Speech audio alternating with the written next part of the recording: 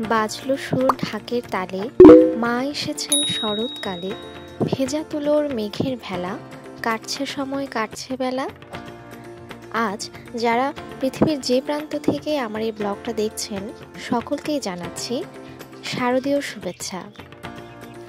মা আসছে আসছে বলে কখন যে মায়ের বিদায়ের বেলায় ঘনিয়ে এলো বুঝতেই পারিনি। প্রত্যেকটা বছরই আমার এই সময়টাতে ভীষণ মন খারাপ হয়ে যায়। ঢাকের তাল, চারপাশে কাসরের শব্দ, এই শব্দগুলো আমাকে ভীষণভাবে ছুঁয়ে যায়। মায়ের এই বিদায় বেলায় মায়ের ওই মায়াভরা মুখটির দিকে তাকিয়ে শুধুই বলি, মা গো, তুমি আবার এসো।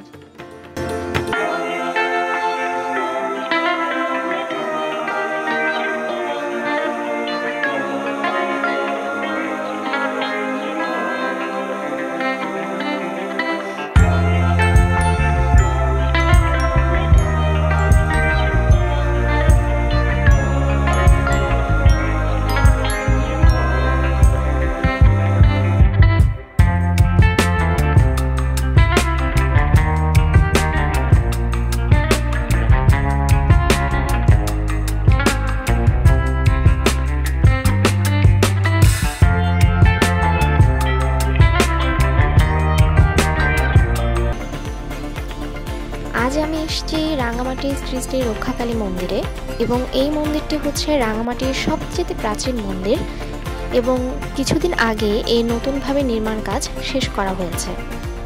এবং আপনারা দেখলেই বুঝতে পারবেন মন্দিরটি বেশ বড়। রাঙামাটিতে এত বড় মন্দির আর কোথাও এখন অবধি করা হয়নি।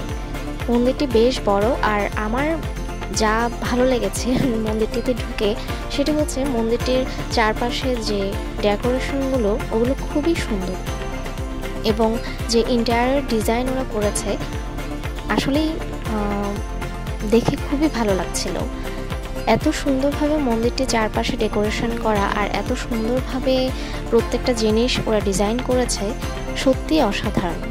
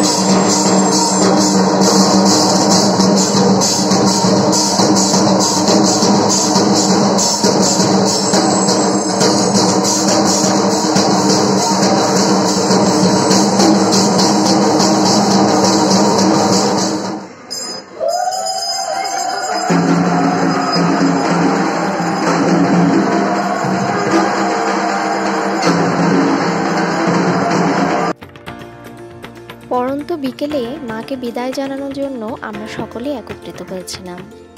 এই সময়টা কতটা আবেগঘন মুহূর্ত তা আসলেই বলে বোঝানো সম্ভব না।